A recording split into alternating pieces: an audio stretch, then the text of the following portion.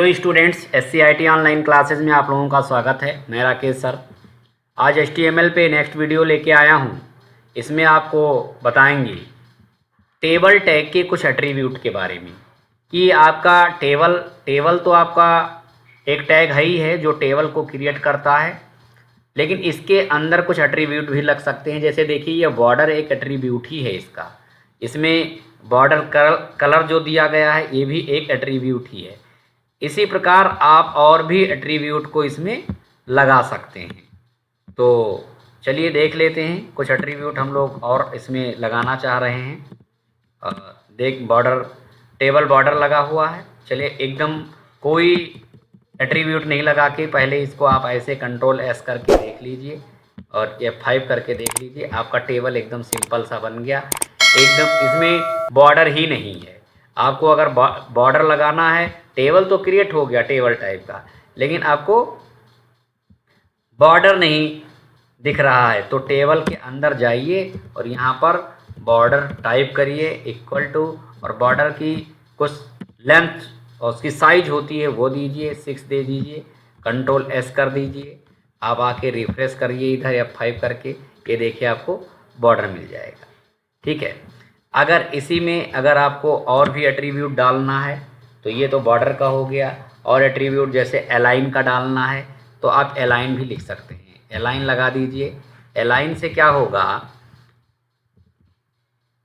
आप इस web page पे आपका टेबल किस साइड में दिखाई पड़े। तो अभी देखिए सेंटर में दिख रहा होगा।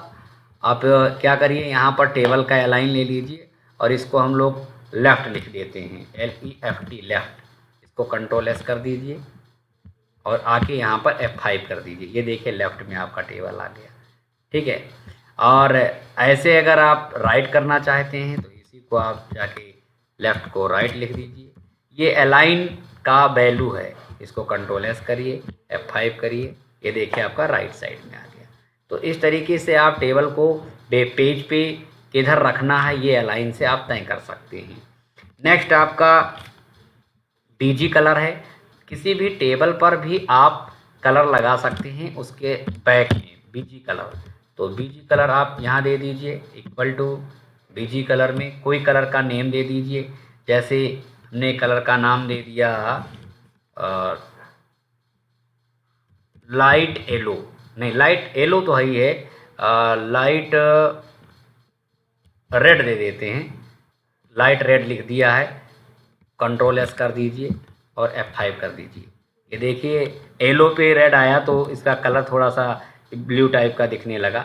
तो कोई सिंपल सा कलर दे देते हैं। चलिए इसको हम बीजी कलर को पिंक ही लिख देते हैं, Ctrl+S कर देंगे, F5 करेंगे और आपको ये देखिए पिंक कलर दिखाई पड़ा।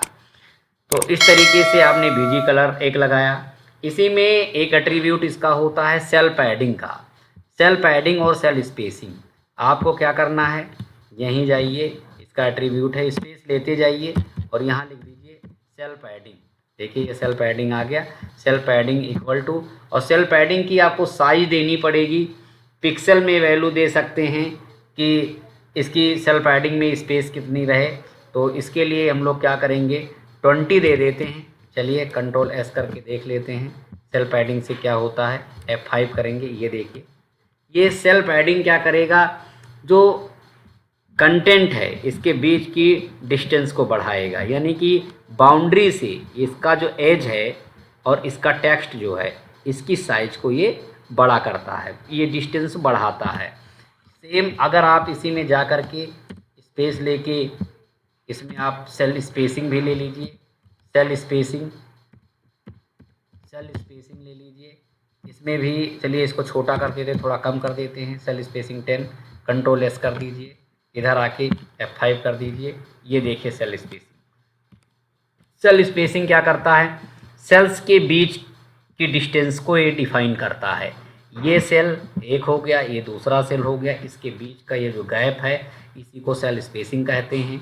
और इस कंटेंट और इसके किनारे को सेल पैडिंग कहा जाता है। बीजी कलर आपने देखा है, अलाइन देखा, बॉर्डर देखा, इस तरीके से आप इसको देख सकते हैं। बाकी रही टेबल की विड्थ, तो आप वेब पेज या स्क्रीन एरिया के हिसाब से टेबल का विड्थ भी लगा सकते हैं यहाँ पर आप स्क्रीन का, जैसे अभी यहाँ पर हम लोग जाएं और टाइप कर दें विड्थ।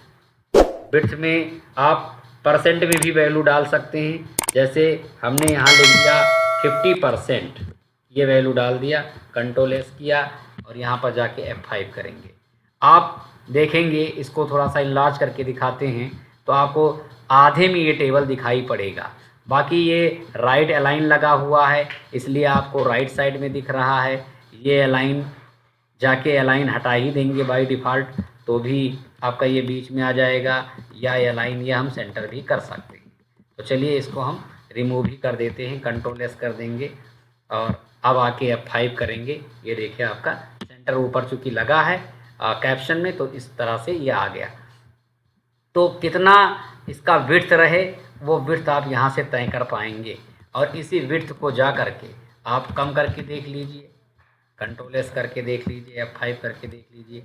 ये देखिए इसकी विड्थ और कम हो गई, सेंटर में ही है लेकिन पूरे एरिया का 20% ही है। तो इस तरीके से टेबल का विड्थ आप चेंज कर सकते हैं। तो आज आप लोगों ने देखा कि टेबल के कितने एट्रीब्यूट्स हम लोगों ने देख लिए। Border, BG colour, align, cell spacing, cell padding, width, ये सब टेबल टैग के एट्रीब्यूट्स हैं। इसके बारे में आप लोगों ने जाना। जय